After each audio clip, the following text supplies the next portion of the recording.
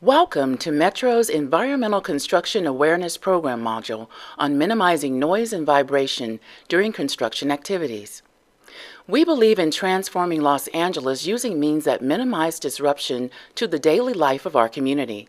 We're asking you to work with us to build infrastructure using methods that reduce the negative effects of construction noise and vibration. Why do we focus on noise and vibration?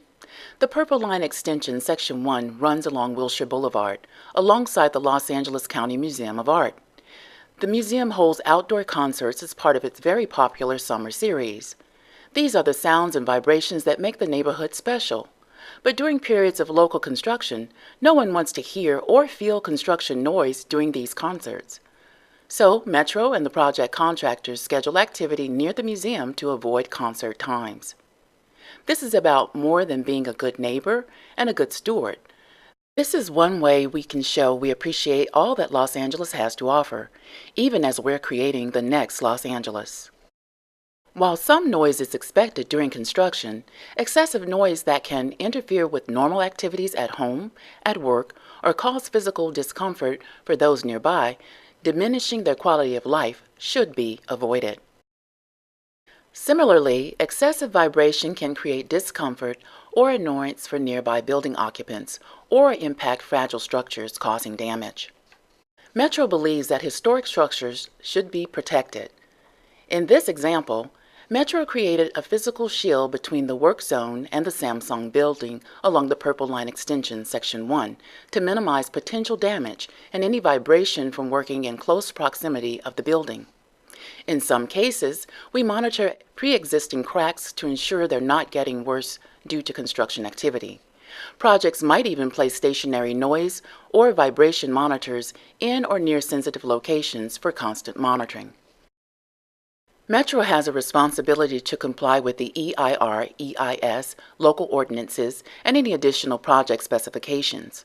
During construction, these documents restrict noise levels by time of day and type of activities allowed. Projects that include multiple jurisdictions may have different noise ordinances for each location. For example, a typical daytime limit in Los Angeles is 75 decibels, which is similar to the sound of a loud city street. Other cities may have more or less strict requirements. Some may not allow work during certain hours. In each case, Metro works with the cities to get a variance or other necessary permits to keep the project from taking any longer than it has to. Restrictions stated in these agreements must be followed, as such permits can be rescinded, work can be delayed, and fines can be levied for noncompliance. Because of how noise and vibration travel, construction projects must carefully analyze proposed activities in order to complete them with the least impact possible. Projects may have sensitive receptors, specific locations like a residence, park, school, hospital, place of worship, theater, or historic structure, where we must be especially careful of noise and vibration levels. Being aware of unique situations like proximity to high-tech equipment, an MRI, or electron microscope is important when planning construction activities. During the project's planning stage, Metro studies the existing noise levels in the area where work will occur to identify sensitive receptors and provides this preliminary data to our contractors.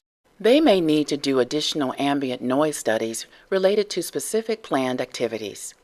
Based on the sensitivity of the area and local city ordinances, specific guidance is provided through the mitigation measures and specs to keep noise and vibration levels within acceptable limits.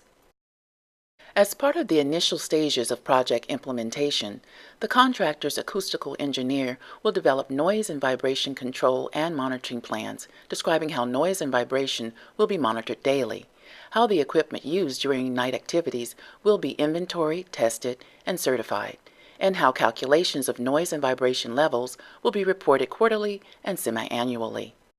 Metro also has inspectors and monitors on site during construction activities to ensure effective implementation of permits, plans, and specifications.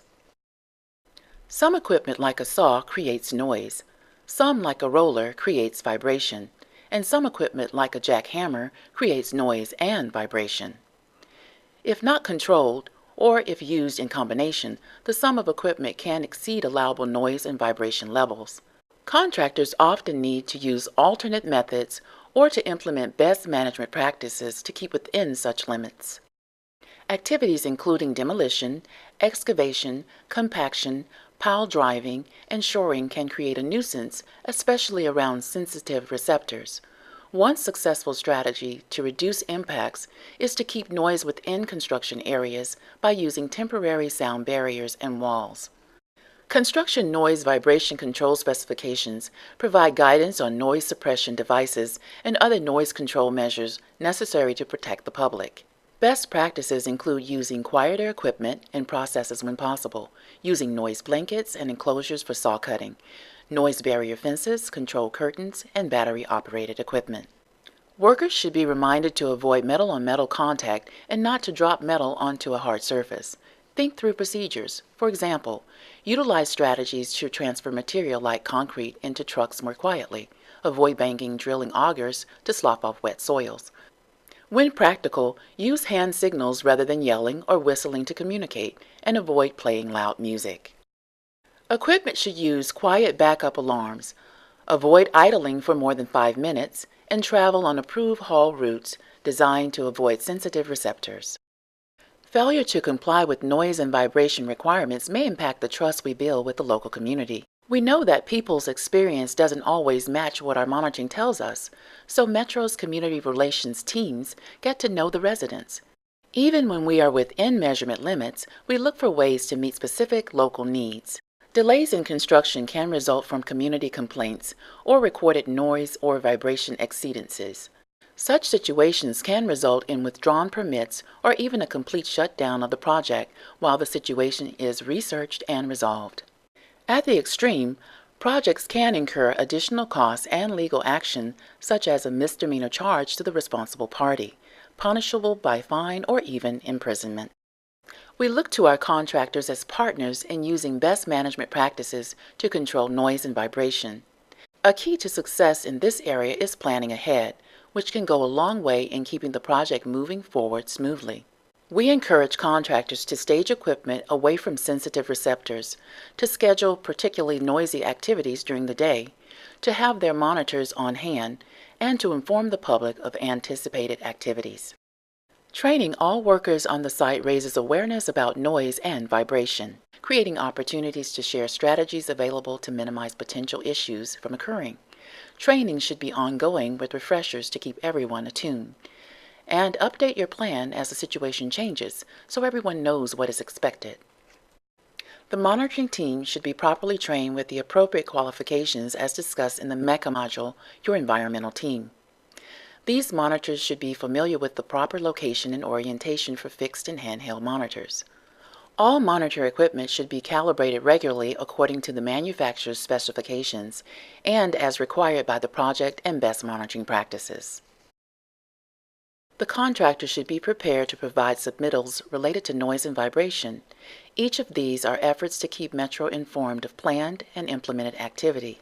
Such information is needed for compliance as well as providing information so Metro can be an active partner in ensuring the project's success.